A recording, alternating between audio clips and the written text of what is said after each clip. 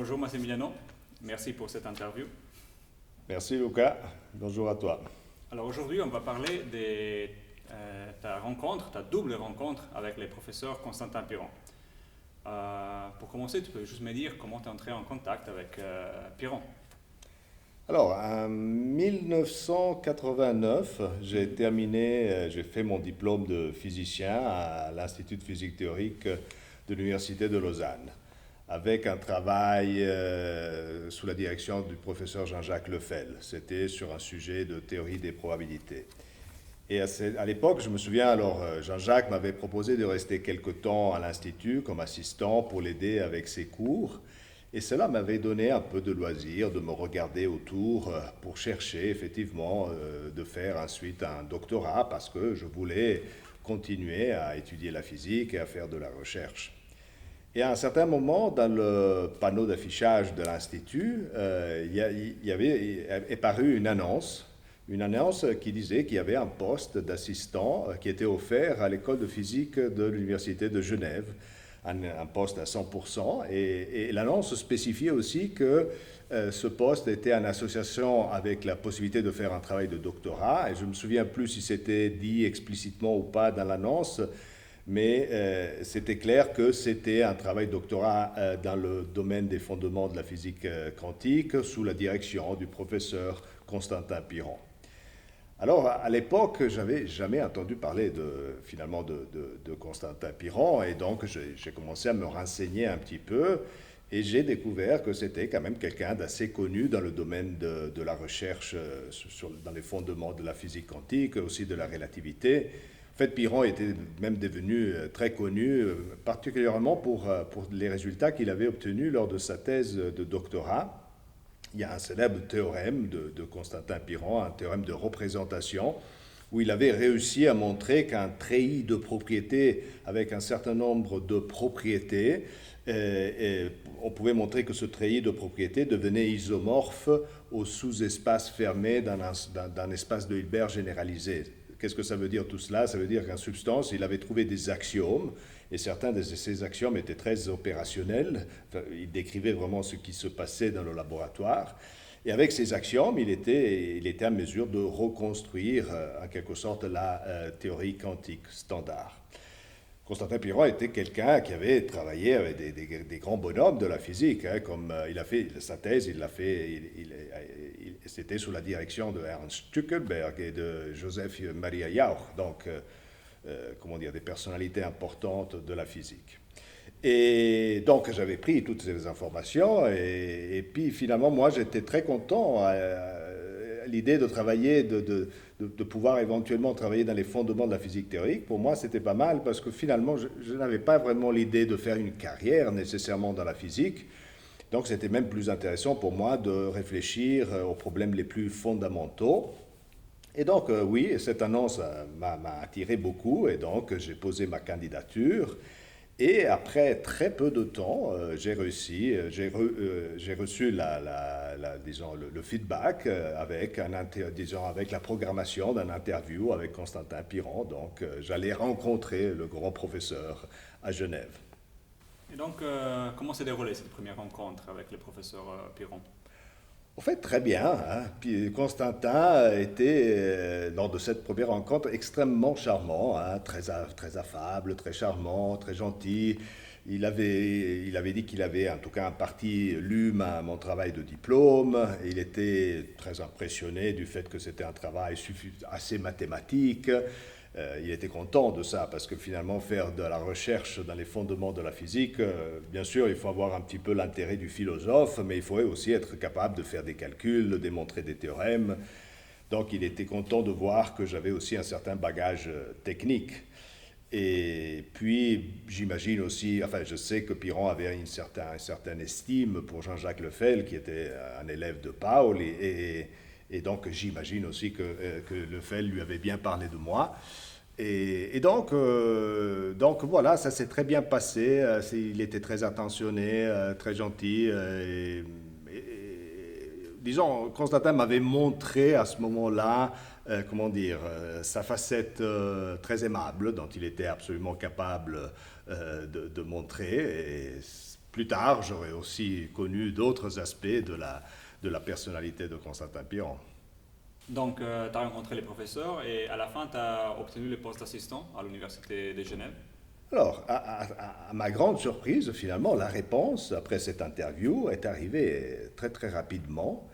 Et donc, très rapidement, j'ai eu la très bonne nouvelle que ma candidature avait été acceptée. Et j'étais absolument ravi de ça, hein, parce que j'adorais la côte entre Lausanne et Genève. Donc, j'allais pouvoir faire, dans les au moins 4 ans qui allaient suivre, j'allais pouvoir faire de la recherche, ne pas me soucier, vraiment me concentrer uniquement sur la physique, sur ses fondements. Et le poste d'assistant à Genève était très très bien payé en plus. Donc voilà, c'était des très bonnes nouvelles. Et puis bon, donc officiellement, j'allais commencer une thèse avec le professeur. Et je me souviens, le premier jour que je suis arrivé à l'école de physique, Constantin m'a montré un petit peu les différents endroits de l'école, etc. Et puis il m'a commencé à parler aussi de tous les aspects administratifs. Et là, tout de suite, j'ai un peu déjà, c'est le premier moment où j'ai touché un peu à la personnalité particulière de Constantin, parce que lorsqu'on a commencé à parler assurance, tout à coup, il a pris un temps un peu plus sérieux, il m'a regardé, il m'a dit, oui, bon, pour ce qui est de la question de l'assurance travail, pour les accidents sur le lieu de travail, quand on fait de la physique théorique, il m'a dit, vous savez, il n'y a pratiquement pas d'accident sur le lieu de travail. Puis il s'est arrêté un petit peu, il a dit, peut-être, et là il a pris un ton un peu plus sérieux pour dire, oui, enfin, finalement, peut-être à part le risque de perdre sa raison, il avait dit. Donc il était très sympathique, Constantin, mais là aussi, dès que j'ai commencé, les premiers jours, j'ai eu tout de suite une mauvaise nouvelle dont je ne m'y attendais pas, c'est qu'il avait décidé, sans m'interpeller, sans me demander rien, il avait pensé que c'était correct de me mettre dans un bureau juste en dessous, à l'étage en dessous de son bureau, avec sa femme, Armelle, elle s'appelait sa femme, qui était physicienne aussi. Et puis, donc, moi, je devais rester dans ce bureau avec sa femme, et au lieu d'aller dans les bureaux qui étaient occupés par les doctorants qui se trouvaient dans un immeuble en face. Et quand je lui ai demandé, mais pourquoi je ne peux pas aller avec les autres doctorants? Alors là, d'un air à nouveau très sérieux, très solennel, il m'a dit, ouais, mais tu sais, il faut que je protège ton jeune esprit des mauvaises influences des autres doctorants parce qu'ils vont commencer à te parler, te dire des choses fausses de mécanique quantique et de relativité. Puis il avait marqué une pause et tout à coup il a commencé à dire, parce que vous savez, à l'époque on se vous voyait encore, hein, parce que vous voyez, il n'y a que moi qui enseigne la vraie mécanique quantique et la vraie relativité. Et bon, c'était quand même quelque chose, tout à coup j'avais tout de suite compris que Constantin était quelqu'un qui pouvait avoir des positions assez rigides, et aussi quelqu'un qui pouvait prendre des décisions ou se comporter sans trop tenir compte des besoins des personnes qu'il avait en face de lui. Hein. Le fait de rester dans ce bureau avec sa femme ne me plaisait pas du tout. J'avais comme l'impression d'être dans une situation de haute surveillance. Hein. Et donc, il m'a fallu quand même pas mal de temps pour prendre le courage de lui dire que finalement, je voulais aller dans l'autre bâtiment où il y avait les collègues de mon même âge. Et voilà, quoi. Donc ça, c'était le début de mon expérience. Alors donc, tu es devenu doctorant sous la direction des Piron. Et peux-tu me parler de quel sujet des doctorats tu as abordé sous la direction de Constantin Piron? Le sujet de ma thèse de doctorat, c'est difficile pour moi de t'expliquer parce que ce n'était pas clair à moi aussi ce que je devais faire durant mon travail de doctorat. Hein.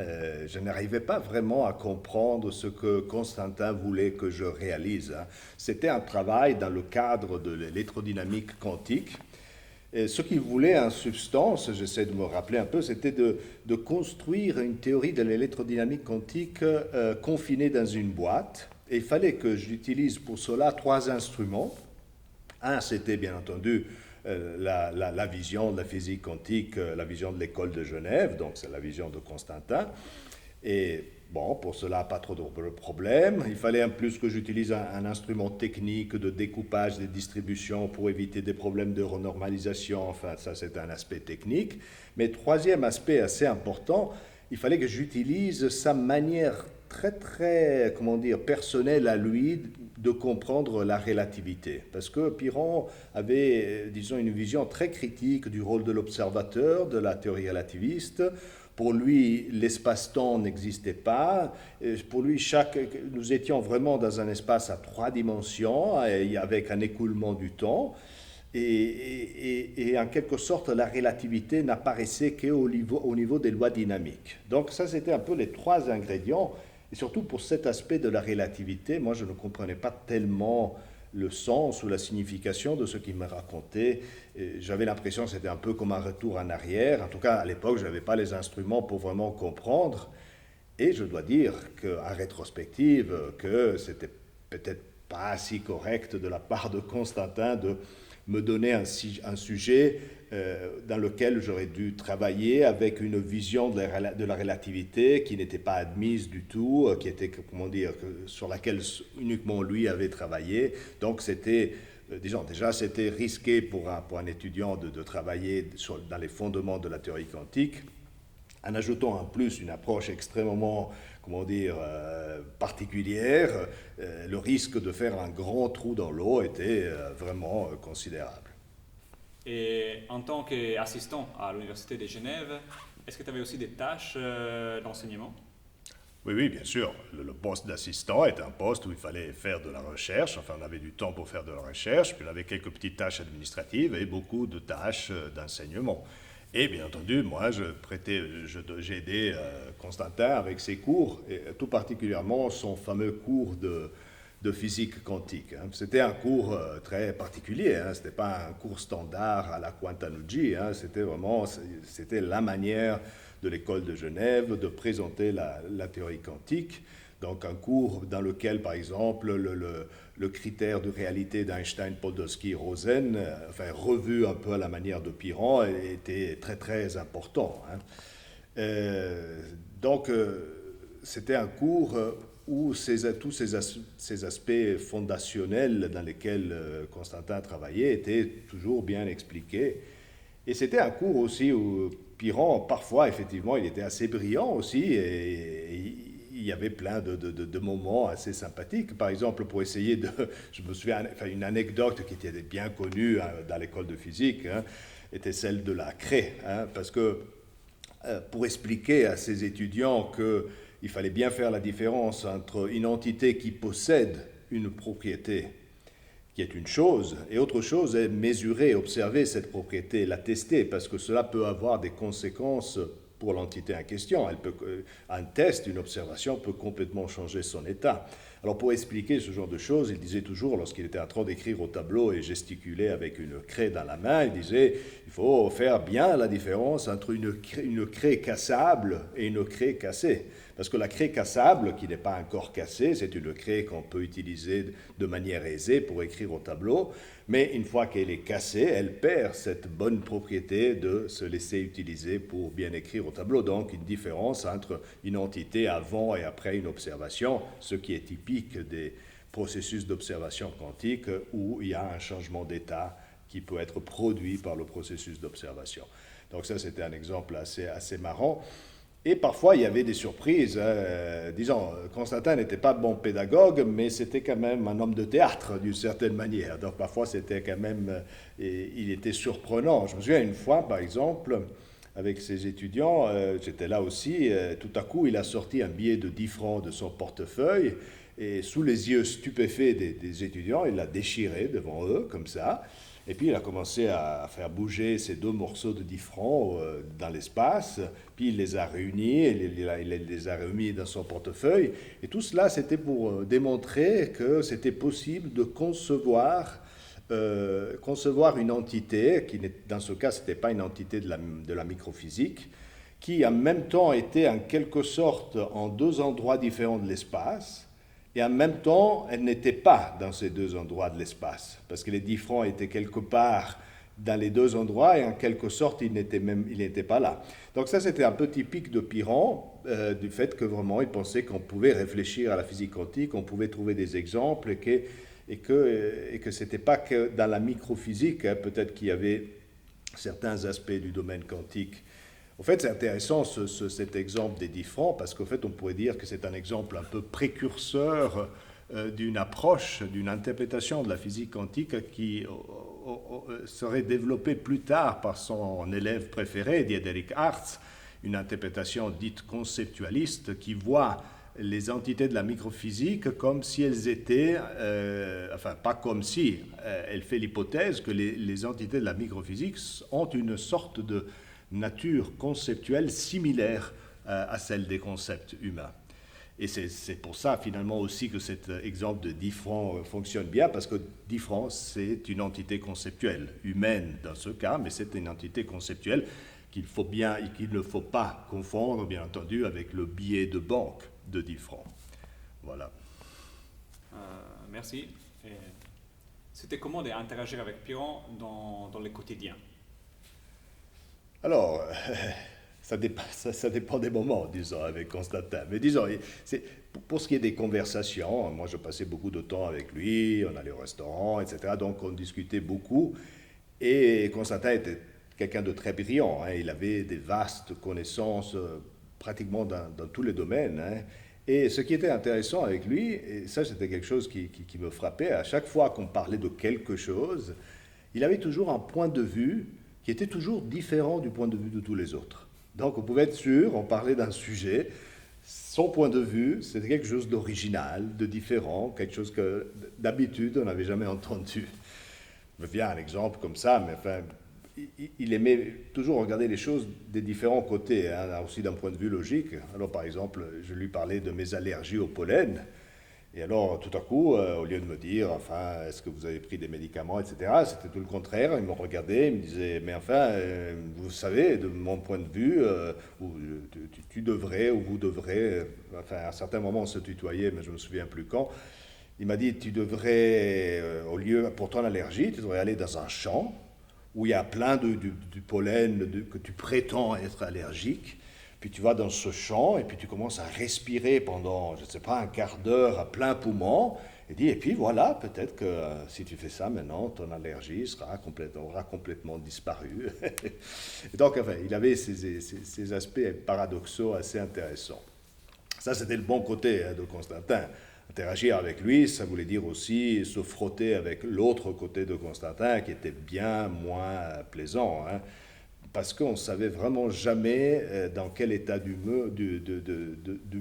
on allait le rencontrer. Moi, je me souviens quand j'avais besoin d'aller lui demander quelque chose, par exemple, j'allais dans son bureau, je frappais à la porte. Alors parfois, c'était entrée très agréable, enfin, fantastique, venez, asseyez-vous, etc. D'autres fois, le seul fait que je frappais à sa porte, il m'hurlait dessus en me disant « Mais qu'est-ce que vous voulez? Pourquoi vous me dérangez ?» N'est-ce pas? Moi, j'avais juste frappé à la porte, ne savais même pas rentrer, hein. Donc, il y avait ces fluctuations quantiques d'humeur. Et puis, sa manière, quand il était, quand il se manifestait de manière, disons, conflictuelle, c'était quelqu'un d'assez effrayant, hein, Constantin. Il faut pas... C'était un homme de grande taille, avec une voix grandiloquente, donc, et puis ses yeux pénétrants, ses sourcils épais.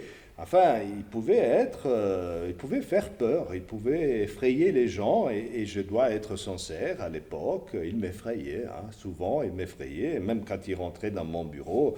La plupart du temps, je sursautais sur ma chaise, hein, et j'étais toujours un peu sur le qui-vive, hein, avec lui. Parce que je ne savais jamais comment il allait réagir dans les différentes situations.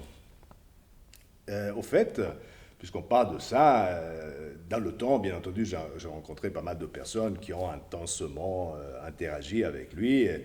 Et c'est vrai que la plupart des gens sont restés avec ce mélange de haine-amour, hein. Donc, et ils sont toujours restés dans ce dilemme sans jamais réussir, la plupart d'eux, à en sortir, hein. Je ne ferai pas de nom, mais disons, bon, certaines situations étaient vraiment pénibles. Hein, et par exemple, un ancien collaborateur de lui, une fois, il m'avait confié que c'était assez rigolo la manière dont il m'a raconté ça. Il a dit, tu sais, il faudrait qu'on prenne Constantin, on devrait le prendre, on devrait le mettre dans une très belle cage, grande, hein, avec dedans tout ce dont il a besoin, mais il faudrait qu'il soit dans une cage, comme ça il ne peut pas nuire à autrui. Et puis, il disait, après, il faudrait mettre un enregistreur tout près de la cage, allumé, toujours en train d'enregistrer. Et puis, il faudrait qu'il y ait toujours quelqu'un qui analyse ces enregistrements. Et là, la personne qui me parlait, il avait une certaine émotion dans la voix, et il disait, parce que tu vois, il disait, dans tout ce qu'il va dire, 90%, ça sera du non-sens pur, hein, du blablabla, du n'importe quoi. Mais il y aurait, dans ces 10% restants, alors là, il y aurait du génie, des pierres précieuses, des choses fantastiques, voilà. Donc c'est dire un petit peu l'effet que la personnalité de Piron faisait autour de lui. Hein. Et peux-tu me parler aussi de ton interaction scientifique avec Piron? Alors, là, c'est toute une histoire, parce que mon interaction scientifique a toujours été très problématique avec lui. Je n'arrivais pas réellement à collaborer de manière satisfaisante. En fait, c'était très difficile de le faire avec lui. Mon problème, c'est que je n'arrivais pas du tout à comprendre ce qu'il voulait que je fasse. Hein. Et puis, souvent, il arrivait, il m'expliquait des choses. Selon son état d'humeur, il me racontait quelque chose. Après, parfois, il me racontait juste un bout, peut-être pas l'autre bout. Et c'était toujours un peu vague, c'était toujours, jamais très précis. Et puis, à chaque fois, lors de toutes ces conversations, j'avais de la peine à me dire, ok, mais enfin, qu'est-ce qu'il a voulu me dire, qu'est-ce que je dois faire, non? Et souvent aussi, j'avais l'impression que je ne comprenais pas si c'était moi qui n'étais pas suffisamment intelligent pour comprendre ce qu'il me racontait, ou si c'était lui qui avait des carences pédagogiques, didactiques, et qui n'arrivait vraiment pas à expliquer bien quelque chose. Hein. Donc je suis resté un petit peu dans ce doute tout le temps. Hein. Mais le problème est qu'à un certain moment, j'ai commencé à me dire, mais ici, je n'arrive vraiment pas à obtenir des résultats, je ne sais pas trop quoi faire, je me sentais seul, je n'avais pas d'autres personnes avec qui collaborer. Et donc, à un certain moment, d'ailleurs, je me rappelle, j'avais écrit une lettre, pas une lettre à Constantin, mais une lettre à moi-même pour faire l'état de ma situation. Et dans cette lettre, je m'étais un peu posé toutes ces questions. Est-ce que c'est moi qui manque d'enthousiasme, que je ne travaille pas assez? Mais quand je suis venu à l'école de Genève, j'étais plein d'enthousiasme, alors comment ça se fait? Donc en fait, j'avais quand même réalisé qu'il y avait un petit problème de manière de travailler avec Constantin. C'est-à-dire, soit on était quelqu'un avec une autonomie, une maturité, une indépendance scientifique, et moi, certainement, je n'avais pas cette autonomie à l'époque, soit c'était très, très difficile de travailler avec lui. Et donc, après une année, j'avais vraiment l'impression de ne pas avoir réalisé grand-chose. J'étais très préoccupé. Et dans cette lettre à moi-même, j'avais écrit que si ça continuait comme ça, le risque d'entrer dans une dépression était absolument réel. Et je me souviens qu'alors, il y avait un ex-collègue étudiant de l'Université de Lausanne qui était venu me trouver. Et je lui avais un peu expliqué ma situation. Il m'avait dit, à un certain moment, Massimilian, ça je me souviens très bien, donne-toi une date. Il m'avait dit, donne-toi une date. Après cette date, si les choses ne s'améliorent pas, il faut que tu prennes une décision.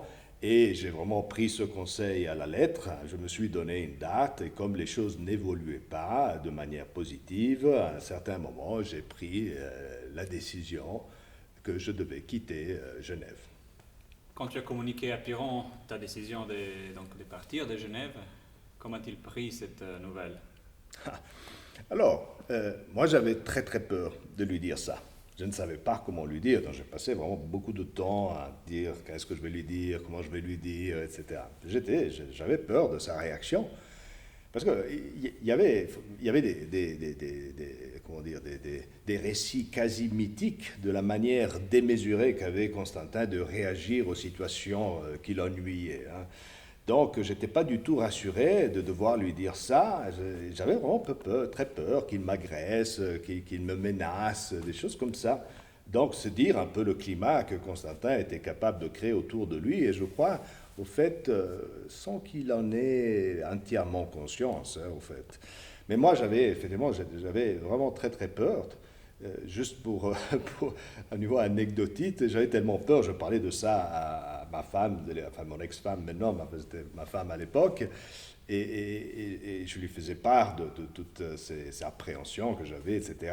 Et elle avait tellement métabolisé elle aussi tout ça qu'elle avait même une fois rêvé que Constantin, dans son rêve, était une sorte de ogre méchant qui arrivait pour kidnapper notre enfant qui était un bébé à l'époque. Donc, juste pour dire un petit peu l'état d'âme, un peu bizarre. Mais enfin, bon, j'étais quand même un grand garçon, hein, donc à un certain moment, j'ai pris mon courage et je suis allé lui parler.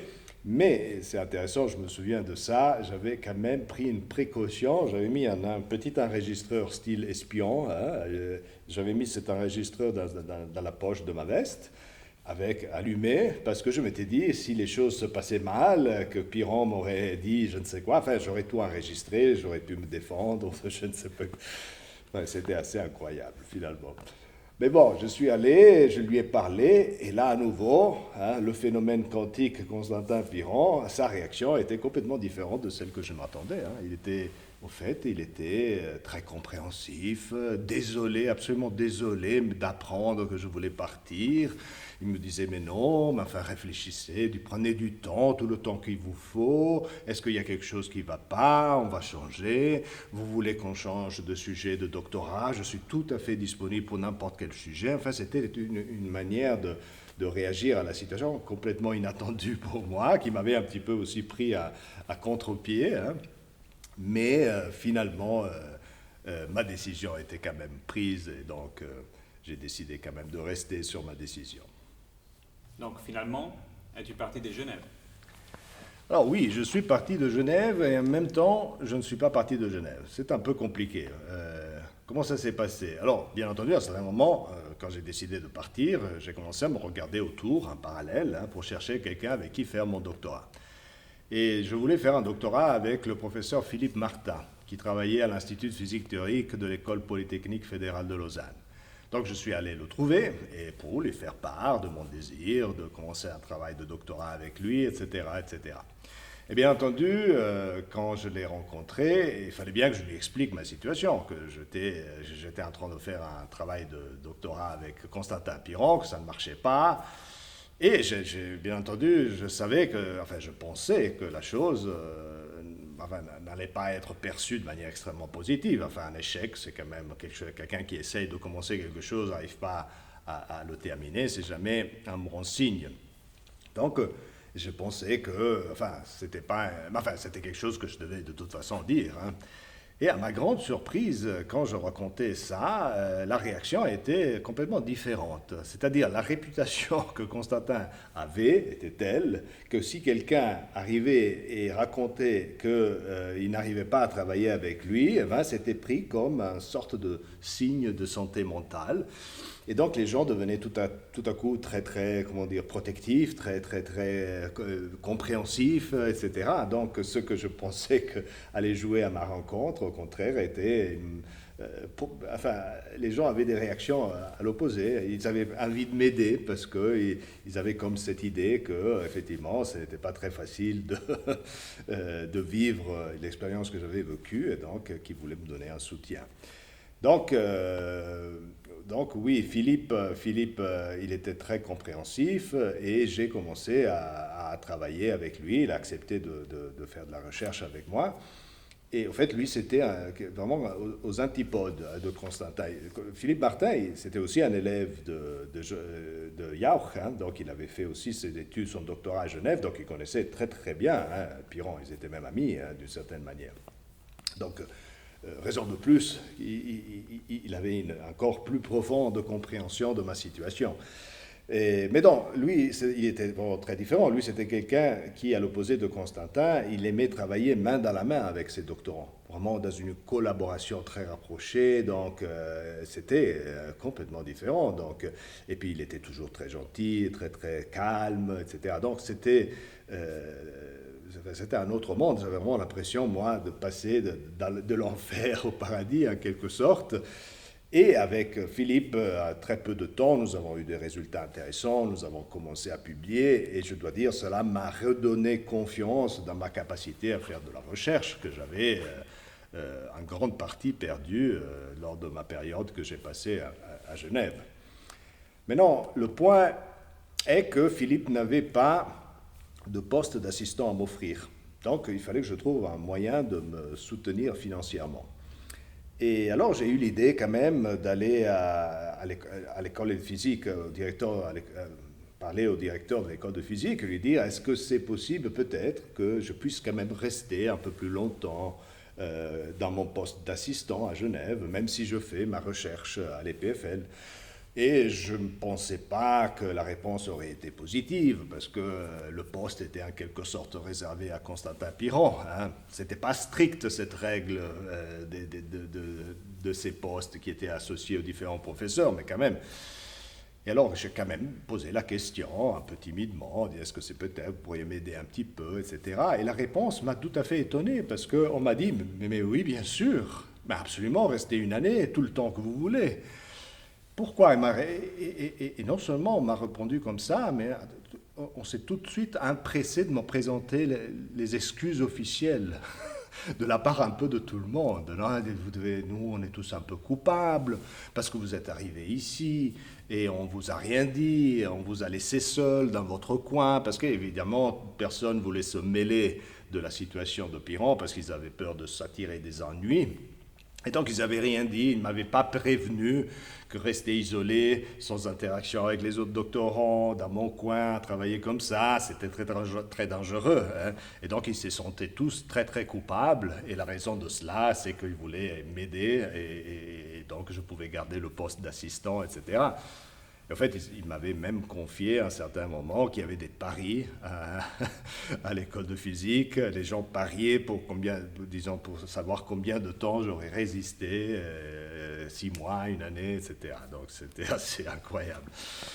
Mais bon, donc finalement, qu'est-ce qui s'est passé? Ils m'ont laissé rester là, en tout cas une année, même plus, une certaine période assez longue de temps, de garder mon poste d'assistant. Donc moi, je faisais ma recherche à Lausanne, et puis je venais à Genève pour offrir pour mon travail d'assistant. Je ne faisais plus l'assistant pour les cours de Piron.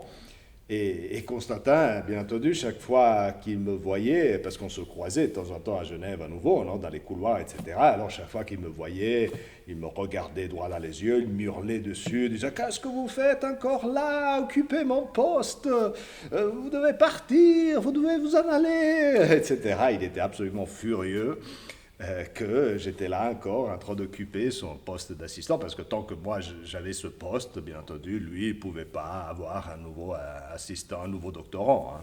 Donc il était absolument hyper fâché avec moi. À chaque fois qu'on se croisait, c'était les hurlements. Enfin. Donc, la relation entre toi et Piron, est-ce qu'elle s'est irrévocablement détériorée?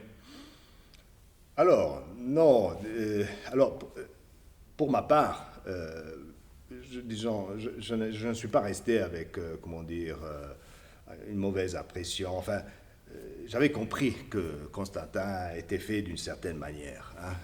Il avait son caractère, ses idiosyncrasies, c'était Piron, quoi. C'était pas moi qui pouvais le changer, c'était pas moi qui avais la prétention de changer. Simplement, sa manière d'interagir avec les gens, en tout cas avec certaines personnes, avec moi certainement, a eu comme effet que notre collaboration sur le moment n'a pas marché. Hein. Donc voilà, et aussi Constantin ne me donnait pas l'impression, il ne m'a jamais donné l'impression de quelqu'un de rancunier, etc. C'est-à-dire le moment où à la fin j'ai quitté le poste d'assistant, pour lui c'était un peu une histoire oubliée, et puis voilà.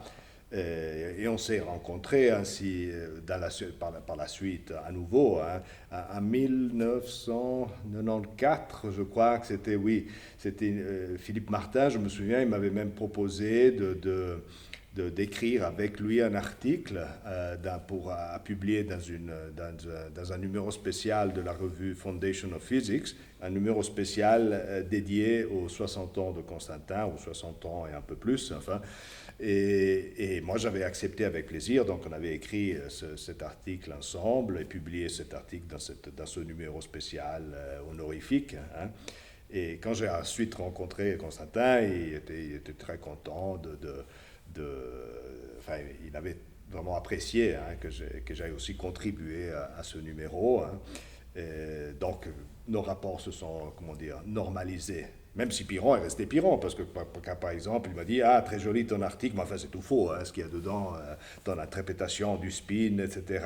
Et donc, lorsqu'il s'agissait de discuter idées scientifiques, là, alors le conflit et la possibilité d'une guerre des idées, mais enfin, ça c'est OK, hein, disons. Sur le plan des idées, on doit toujours se battre en science. Parle-moi maintenant de comment a poursuivi ta carrière scientifique après ce doctorat avec le professeur Philippe Martin. Alors, après le doctorat, au fait, j'ai abandonné hein, le monde académique hein, pour toutes sortes de raisons, que ça serait trop long vraiment d'expliquer. J'ai décidé de quitter. J'ai continué à faire un petit peu de recherche, comment dire, en solitaire, mais finalement, j'ai commencé à travailler comme manager dans l'industrie, dans le commerce international pendant très très longtemps. Et j'ai pas totalement abandonné la recherche, mais j'ai fait un autre type de recherche, ce que j'appelle la recherche intérieure, qui est donc plutôt liée à l'étude de la conscience, mais plutôt dans mon cas, alors si comme physicien, j'étais certainement un physicien théoricien, pour ce qui est de l'étude de la conscience, là j'étais vraiment un expérimentateur. Hein. La recherche était de nature expérientielle dans ce cas. Enfin, alors la recherche intérieure a pris une certaine importance, mais je travaillais dans l'industrie et dans le commerce, et donc je ne faisais plus de physique du tout pendant très longtemps. Après, c'est vrai que ce travail que je faisais ne me plaisait pas beaucoup, ne me satisfaisait pas trop du point de vue intellectuel. Donc, à un certain moment, j'avais travaillé pas mal, j'avais mis de côté un peu d'argent. J'ai décidé de revenir un petit peu à mon amour de l'enseignement et de la recherche, aussi dans le domaine de la physique. C'était un peu difficile à concevoir après tant de temps. Mais ce qui s'est passé, c'est qu'il y a un ex-collègue qui est devenu professeur au lycée de Lugano. Comme il y avait un professeur de physique qui était malade, il m'a demandé est-ce que tu veux le remplacer. Et puis finalement, j'ai commencé à travailler au lycée de Lugano comme professeur de physique, presque 2 ans. Et cela m'a remis un petit peu en contact avec l'enseignement, l'explication des notions fondamentales, etc. J'ai commencé à écrire des textes, et en particulier, à cette époque, j'écrivais aussi un livre sur la quête atomique, en partant de la vision des philosophes grecs jusqu'aux conceptions les plus modernes de l'atome. Et dans ce livre, bien entendu, j'ai commencé à décrire aussi pas mal de choses qui étaient en relation avec la vision de la mécanique quantique de l'école de Genève, donc de Constantin Piron. Et ce qui est intéressant, c'est que lorsque j'ai écrit ce livre, qui était un livre large public, j'avais quand même mis dans ce livre un certain nombre d'idées que je trouvais qui étaient assez originales. Alors j'ai dit, est-ce que peut-être je vais pouvoir extraire de la narrative de ce livre un petit article et essayer de le publier. Ce que j'ai essayé de faire, ce n'était pas facile au début, mais à la fin, j'ai réussi à le publier dans la revue Foundation of Science, dont Diederik Hartz était l'éditeur en chef. Et donc j'ai repris un petit peu contact avec l'école de Genève et avec les idées aussi de son élève Diederik Hartz. Et cet article, finalement, m'a permis vraiment d'entrer, disons, d'avoir une certaine correspondance avec Diederik Hartz, qui, je le rappelle, était l'étudiant le plus brillant et le plus chéri de Constantin Piron. Hein. Et Diederik, il était absolument ravi et assez surpris de rencontrer quelqu'un qui avait eu une interaction si longue et si détaillée avec Constantin et qui aussi appréciait son approche à la physique. Et finalement, je crois que c'est vraiment à cause, disons, du fait que nous avions en commun cette interaction avec Constantin. Bon, dans le cas de Diederik, c'était une interaction bien plus prolongée, bien plus complexe, bien entendu. Mais enfin, cela a certainement aidé beaucoup à faire naître la possibilité de notre collaboration scientifique. J'ai comme rencontré Constantin une deuxième fois. Je l'avais rencontré la première fois lors de cette tentative de doctorat qui a échoué. Et là, je pouvais le rencontrer une deuxième fois, pas directement, mais par le biais de son élève le plus important. Et je pense que, disons, on peut dire que finalement, oui, c'est grâce au fait que j'ai interagi si longtemps avec lui, même si parfois de manière assez conflictuelle, que cette collaboration a pu émerger et devenir ce qu'elle est devenue aujourd'hui. Cette collaboration avec Diederik Hertz, est-ce qu'elle est toujours active aujourd'hui?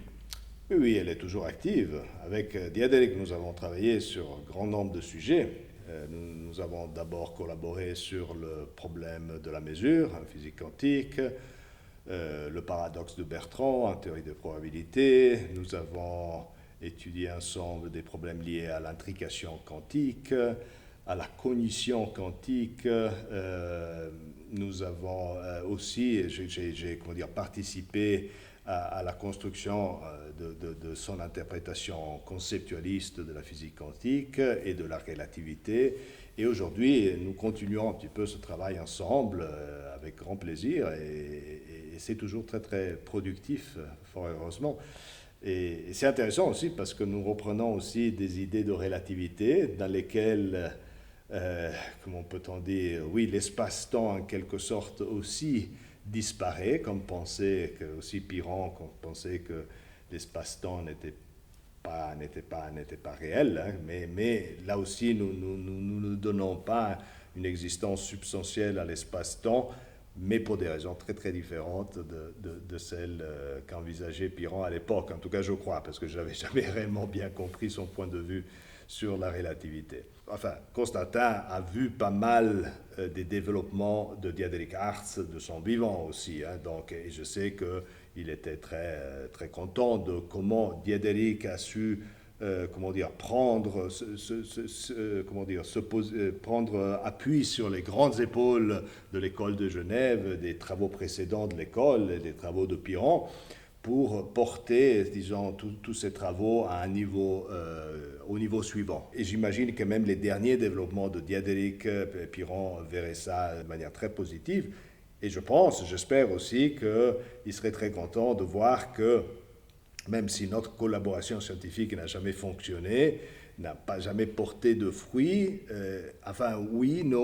peut-être elle a porté des fruits, simplement il fallait juste attendre un petit peu, elle a porté des fruits, mais un peu plus loin dans le futur, car certainement, sans ce premier contact avec lui, ma collaboration avec Diederik et tous les travaux que nous avons faits, probablement on n'aurait pas eu la possibilité de les faire.